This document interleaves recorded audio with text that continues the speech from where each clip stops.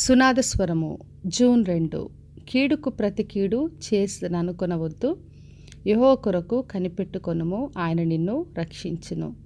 సామెతల గ్రంథము 20వ అధ్యాయము 22వ వచనం.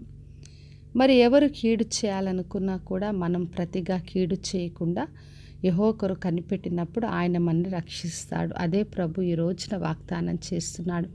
ఎవరు ఏ అపకారం ఏ కీడు చేయాలని ప్రయత్నం చేసినప్పటికీ కూడా దేవుడు మనకు సహాయం చేసి మనల్ని రక్షించి కాపాడే దేవుడు.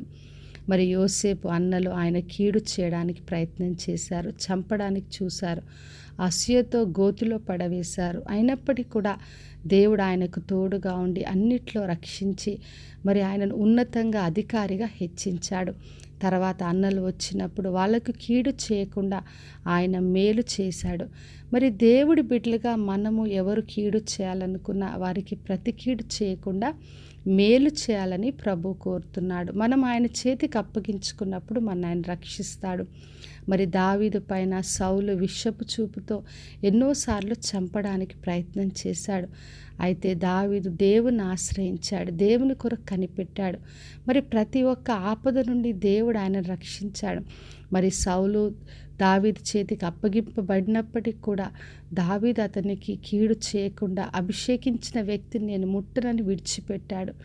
మరి దావీదును దేవుడు గొప్పగా హెచ్చించాడు, రాజుగా అభిషేకించబడ్డాడు. అందుకనే మనకు ఎటువంటి కీడైనా ఎవరు ఎటువంటిది చెడు చేయాలని ప్రయత్నం చేసినప్పటికీ కూడా మనం దేవుని ఆశ్రయించి ఆయనపైన ఆధారపడి ఆయన యందు కనిపెట్టినప్పుడు ఆయనే మనని రక్షించి కాపాడుతాడు. అందుకే రోమీలకు రాసిన పత్రిక 12వ అధ్యాయం 19వ వచనం రాయబడింది.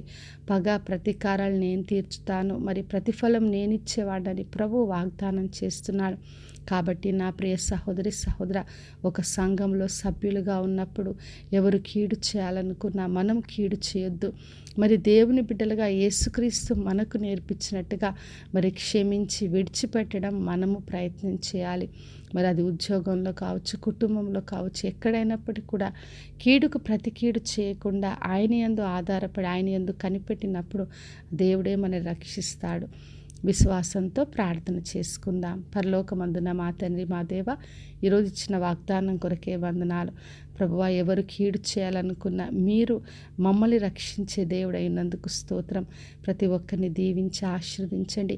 ఎవరు కూడా కీడుకు ప్రతిగా కీడు చేయకుండా మీపైన ఆధారపడి మీ నుండి రక్షణ పొందుకునే కృపను దయచేయమని యేసు నామములో అడిగి వేడుకొంచున్నాను తండ్రి, ఆమేన్.